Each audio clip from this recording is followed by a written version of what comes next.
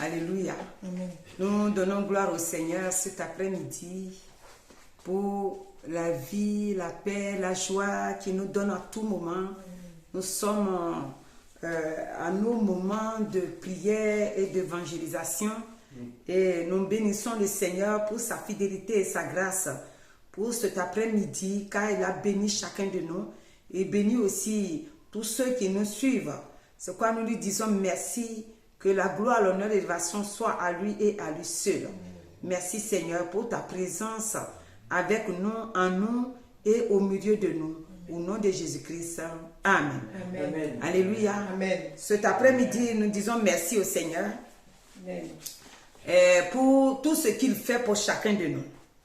Le dimanche matin, quand le Seigneur nous avait réunis ici, il nous a montré un passage dans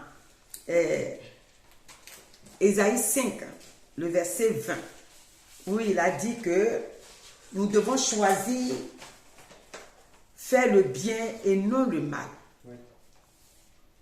Quand le Seigneur nous a dit que nous devons faire le bien et non le mal, c'est parce que le bien nous donne la victoire. Amen. Le bien nous envoie à être en paix dans notre pensée. Le bien fait que à tout moment, on est tranquille au-dedans de nous-mêmes. Il dit, malheur à ceux qui appellent le mal bien et le bien mal, qui changent les ténèbres en lumière et la lumière en ténèbres, qui change l'amertume en douceur et la douceur en amertume.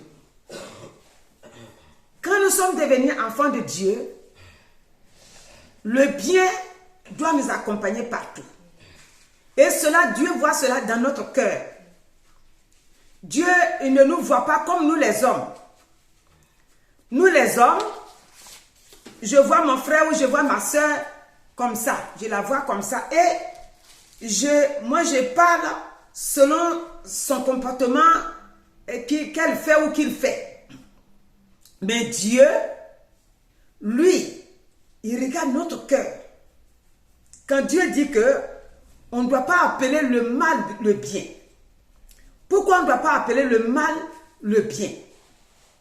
Si on revient dessus, c'est pour que nous puissions comprendre réellement que le mal, que Dieu dit de ne pas appeler le mal le bien, Genèse, là où que vous vous trouvez, si vous voyez le mal, vous devez comprendre que l'autre jour, dimanche, j'ai dit que le mal, c'est de faire le contraire de ce que Dieu veut. Oui. Si tu fais le contraire de ce que Dieu veut, Dieu est en train de te dire que, regarde, j'ai dit, tu ne feras pas ça. Le mal ne nous donne pas la victoire.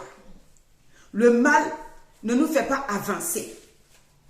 C'est pour ça que Dieu a dit, nous devons accepter que le bien est le bien et le mal est le mal. Alléluia. Amen. Ce matin, quand j'ai préparé la parole, le Seigneur m'a envoyé, il a envoyé ma pensée vers la femme cananéenne qui avait son enfant malade, dans Matthieu 17 là. Et voilà ce que moi j'ai reçu directement, ce que j'ai reçu là, c'est ce que je vais vous dire. Il dit, cette femme, elle était déjà préparée. C'est-à-dire, elle était déjà préparée dans sa pensée, dans son cœur, que Dieu est capable de guérir son enfant. Comme elle était déjà préparée, donc, qu'est-ce qu'elle fait? Elle ne peut pas considérer c'est-à-dire l'échange qu'elle fait avec Jésus-Christ. Elle ne peut pas abandonner Jésus pour partir. Quand on est déjà préparé pour accepter Christ, pour aller avec Christ, pour marcher avec Christ, pour accepter sa parole, on reste calme et on écoute. Et on fait comme il nous demande de faire. Si elle n'était pas d'abord préparée, selon ce qu'ils ont échangé, elle allait donner dos au Seigneur. Et elle allait rester avec son enfant malade. Si vous voulez qu'on aille lire, on va aller lire Matthieu 17. Moi, je voulais couper court, donc j'ai laissé le verset 14 là. Alléluia. Matthieu 17. Quand le Seigneur va lui dire, regardez, on dit lorsqu'il fut arrivé près de la foule, un homme vint se jeter. Ah oui, oui, alléluia. Ah, non, c'est pas, j'ai pas pris, attends, je suis en train de lire, je suis sur la femme cananéenne. Alléluia. Donc, cette femme cananéenne-là, elle va écouter Jésus-Christ. Elle va écouter Jésus quand Jésus va lui dire, moi je ne suis pas venu pour donner la nourriture des enfants aux chiens. Elle va garder son calme. Alléluia. Elle garde son calme et elle attend. Et maintenant, tout ce que le Seigneur va dire, elle va accepter. On dit lorsqu'il fut arrivé près de la foule, un homme vint se jeter à genoux devant Jésus et dit, Seigneur, aie pitié de mon fils qui est lunatique et qui souffre cruellement. Il tombe souvent dans le feu et souvent dans l'eau.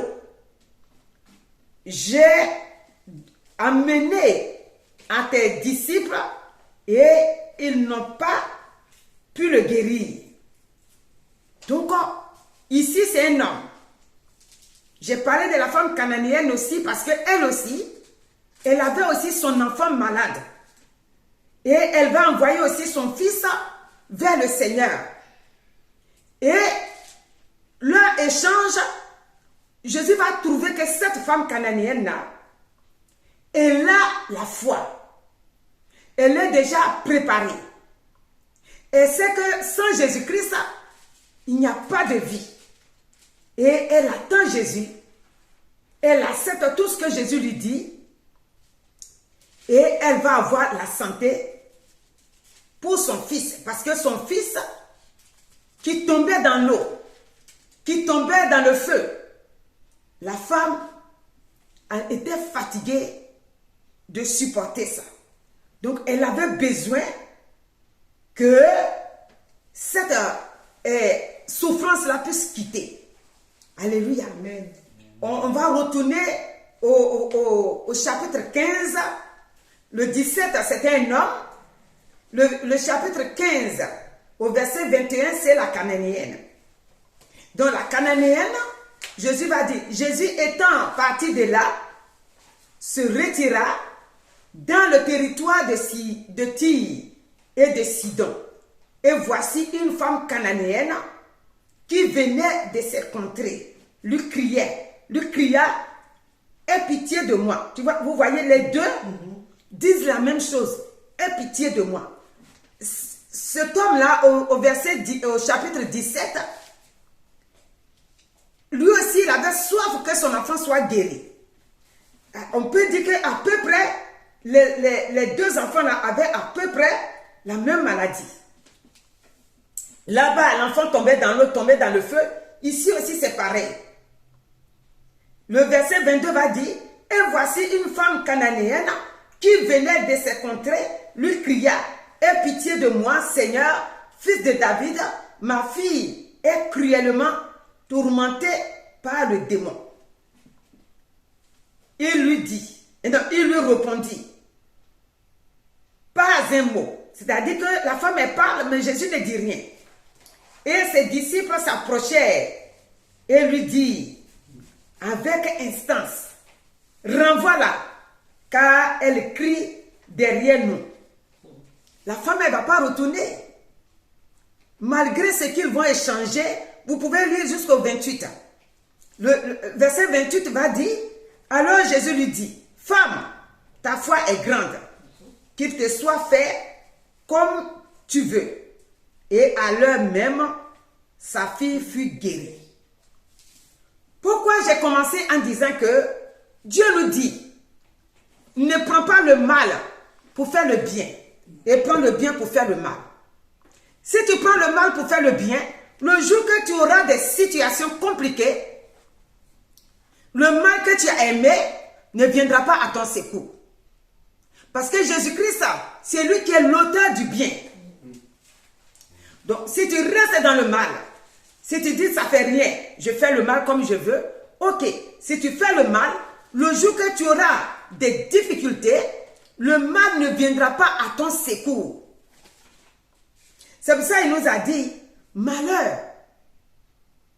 Dieu, quand Ésaïe dit ici malheur, ça veut dire que si toi tu considères que le mal est bien et que c'est ça que tu aimes pratiquer, le mal ne va pas te donner le bonheur.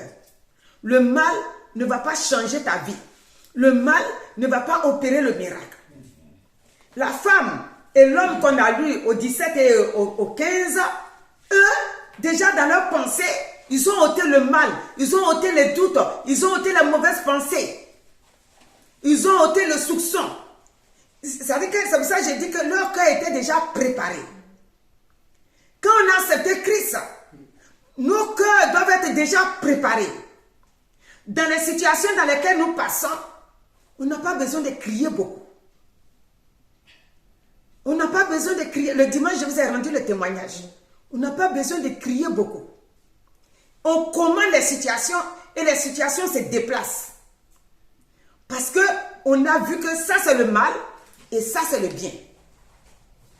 Regardez si on va dans Somme 34. Si on est dans Somme 34, ici, Somme 34 va dire, vous savez, David, lui, il bénit d'abord le Seigneur et après il parle. Mais nous, on va laisser les premiers versets et on va venir au verset 12. Il dit, venez mes fils, écoutez-moi, je vous enseignerai la crainte de l'Éternel. Car, non, il dit, quel l'homme qui aime la vie, qui désire la prolonger pour jouir du bonheur. Après, il va dire, préserve ta langue du mal et tes lèvres des paroles trompeuses. Le 15, éloigne-toi du mal et fais le bien. Recherche et poursuis la paix.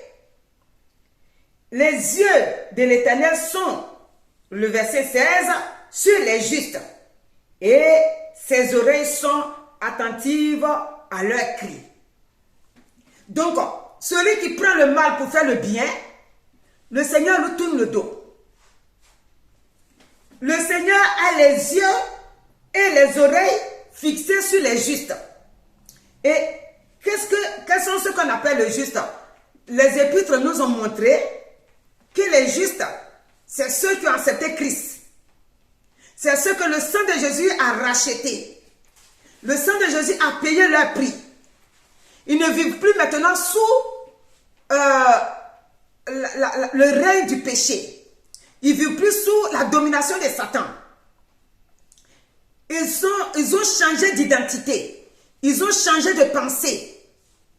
Ils ont compris que sur la terre ici, Dieu a envoyé son fils et que son fils a payé le prix avec sa vie pour eux. Donc, ils ont confessé Jésus-Christ. Et maintenant, Dieu les a justifiés par le sang de son fils Jésus. Ils sont devenus maintenant des justes. Et c'est pour ça que Dieu, il dit ici, par la bouche de David, il dit, les yeux, le verset 16, les yeux de l'Éternel sont sur les justes. Donc, nous, ici, ce n'était pas encore la mort de Christ, mais déjà l'Ancien Testament appelle les enfants de Dieu les justes. Si tu veux devenir juste, aujourd'hui, il te faut accepter Christ. Si tu veux devenir juste aujourd'hui, il te faut confesser Jésus-Christ comme ton Seigneur et Sauveur. Si tu restes dans ton état que tu es, si tu ne préserves pas ta langue du mal, et que par ta langue, tu dis toutes sortes de mal, alors Dieu te voit comme celui qui prend le bien pour faire le mal et le mal le bien. Parce que si tu acceptes Christ, alors par là, il va changer tes pensées par son esprit qui habite en toi. Il va changer tes pensées. Quand je préparais, ça m'est venu comme ça dans Romains 8, 14 là. Non, c'est pas 8, 14, mais c'est dans Romains 8. Là où le Seigneur dit que, je crois que c'est le 11. Oui, il dit que quand tu veux prier, c'est-à-dire, c'est pas toi qui cherches la parole. C'est-à-dire, c'est que tu vas dire. Pourquoi? Le Saint-Esprit habite déjà en toi. Alléluia. Amen. Vu que le Saint-Esprit habite déjà en toi, dès que tu te mets à prier, c'est le Saint-Esprit lui-même. Voilà, c'est le verset 11. Il dit, hey, si l'esprit de celui qui a ressuscité Jésus d'entre les morts habite en vous, celui qui a ressuscité Christ d'entre les morts rendra la vie à vos corps mortels par son esprit. Non, c'est pas ce verset-là. Mais ce verset-là, lui, dit, je n'avais pas préparé ça pour garder. Non, le verset dit que c'est par notre... C'est dans Romains, là, Romains 8, là. Comme ceux qui sont conduits par l'esprit. Non, c'est pas ça. Ceux qui sont conduits par l'esprit. Il dit que quand tu te mets à genoux pour prier, c'est pas toi qui cherches les paroles. Les paroles viennent d'eux-mêmes. Amen. Amen. Il dit, les paroles viennent d'eux-mêmes. Tu n'es pas en train de te forcer. Pourquoi? Les paroles viennent d'eux-mêmes. Parce que le Saint-Esprit qui habite en toi, c'est lui qui te donne les mots que tu dois prononcer. Si c'est pour prier pour la guérison, il te met les paroles. Si c'est pour prier pour demander quelque chose autre du travail, ou bien aller en voyage, en tout cas protection ou bénir les autres, Dieu lui-même, on ne fait pas d'effort. C'est le Saint-Esprit qui met les paroles dans nos bouches. Maintenant, pourquoi est-ce que cette pensée-là m'est venue?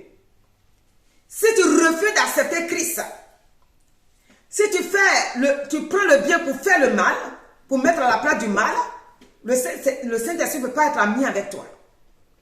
Et si le Saint-Esprit n'est pas ami avec toi, tu ne pourras pas, c'est-à-dire parler selon le Saint-Esprit. Parce que c'est le Saint-Esprit qui a changé nos pensées, qui a changé nos façons de voir, qui nous a mis le pardon dans notre cœur, qui nous a mis l'amour des autres. Et c'est le Saint-Esprit qui nous donne les paroles de prononcer. Si tu n'as pas accepté Jésus, tu n'as pas le Saint-Esprit, tu n'as pas l'appui de Jésus-Christ, tu n'as pas le sang de Jésus, et quand tu veux parler, tu parles selon ta connaissance propre, selon ta chair. Voilà pourquoi nous disons que il faut accepter Jésus. Si tu acceptes Jésus-Christ, c'est-à-dire que tout sera fait selon le Saint-Esprit qui habite en toi, Amen. Alléluia. Amen. Tout sera fait par lui. Amen. Donc, cet après-midi, ce que le Seigneur veut nous donner, c'est que, en tant qu'enfant de Dieu, nous devons l'accepter et marcher selon sa volonté. C'est pourquoi il nous a dit, dans Somme chapitre 1, verset 1 là, il dit de ne pas être en compagnie, de ne pas marcher en compagnie des méchants. En tant qu'enfants de Dieu que nous sommes devenus, nous ne devons pas aller écouter les gens qui refusent Jésus-Christ et marcher selon leurs pensées. Ils n'ont pas encore leur pensée sanctifiée. Ils n'ont pas encore C'est-à-dire, c'est pas parce qu'ils ne veulent pas, mais ils ne peuvent pas. Tout le monde veut faire le bien. Mais celui qui peut faire le bien, c'est celui qui a accepté Christ. Et que Jésus-Christ habite en lui. Amen. Alléluia. Amen. Donc, quand le thème de ce message d'aujourd'hui, c'est l'amour ne fait point de mal. L'amour aime son prochain. L'amour ne fait point de mal et l'amour aime son prochain. Et donc, si tu as l'amour dans ton cœur, ça veut dire que le mal n'a pas sa place en toi. Le mal, il n'a pas sa place en toi. Ici, Somme 1 là, il dit, heureux l'homme qui ne marche pas selon le conseil des méchants, qui ne s'arrête pas sur la voie des pécheurs et qui ne s'assied pas en compagnie des moqueurs. Maintenant, le verset 2 va nous dire, mais qui trouve son plaisir dans la loi de l'Éternel et qui la médite jour et nuit. Quand nous prêchons aux gens de se donner à Jésus-Christ, pourquoi? Parce que la vie adamique là, il demeure encore dans le monde. Tant que tu n'as pas encore confessé Jésus-Christ comme ton Seigneur et Sauveur, c'est lui, c'est sa vie là qui habite en toi. Tant que tu n'as pas encore confessé Jésus.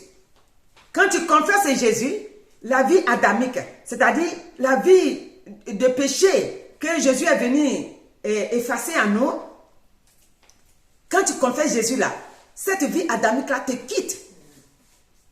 C'est pour ça que la Bible a appelé ceux qui aiment vivre le monde pendant qu'ils ont confessé Jésus, il les appelle les charnels. Les charnels, c'est ceux qui aiment faire plaisir à la chair.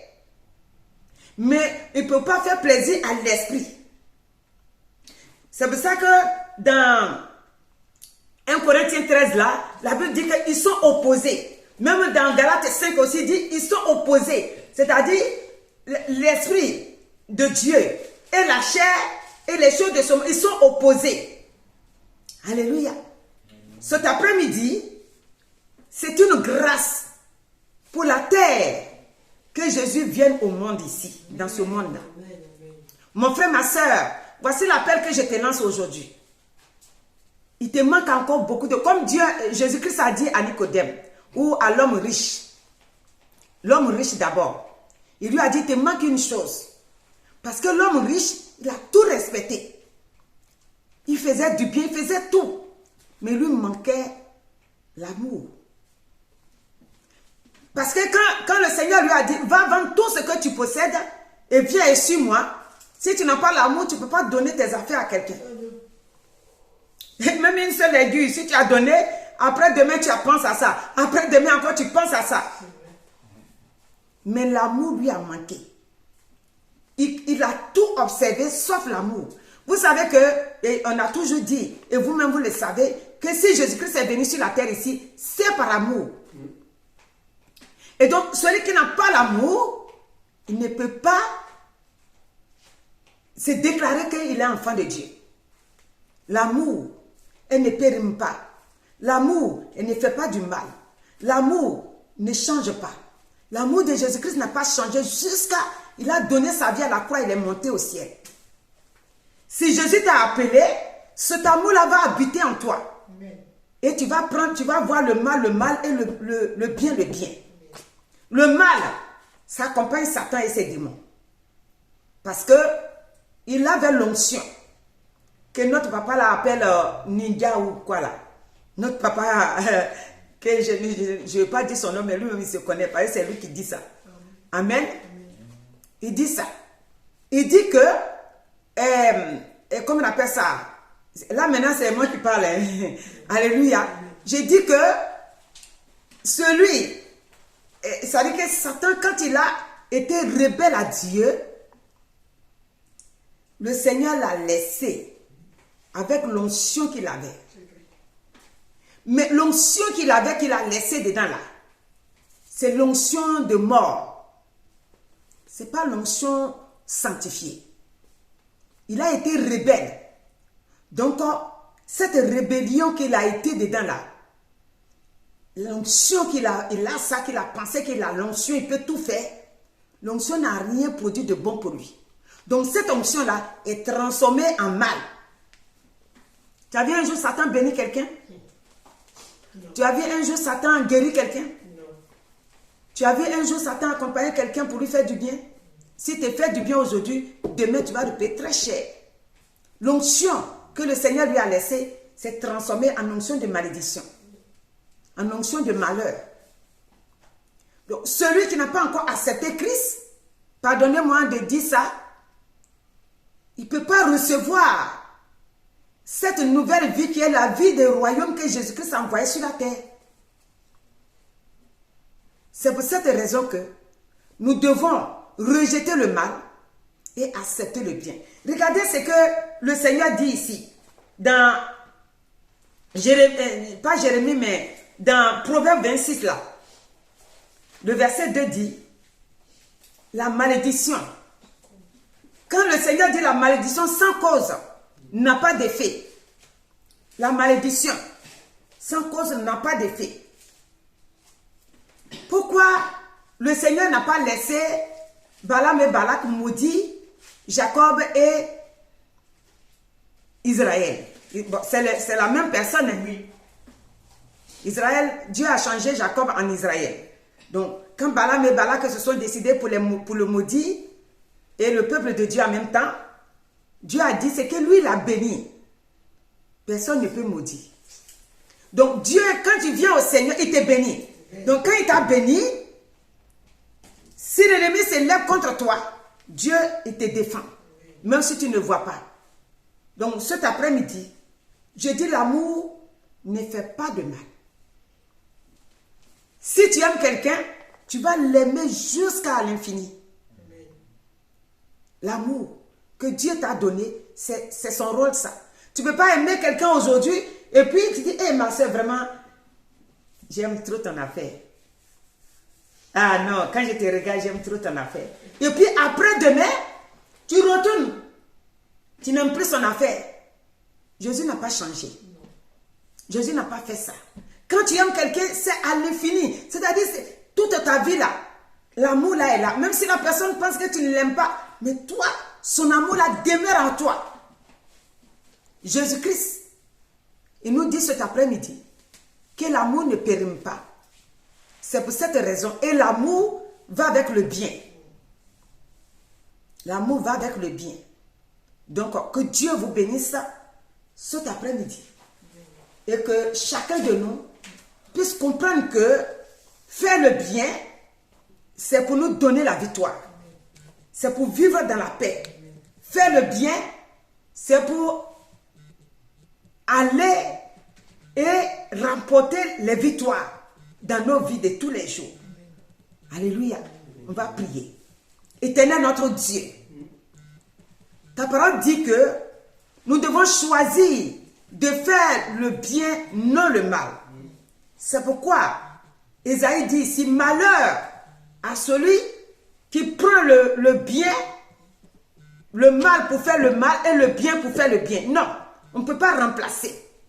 Et comme on ne peut pas remplacer, nous donnons gloire à notre Seigneur Jésus-Christ cet après-midi de nous avoir éclairé que nous sommes devenus tes enfants.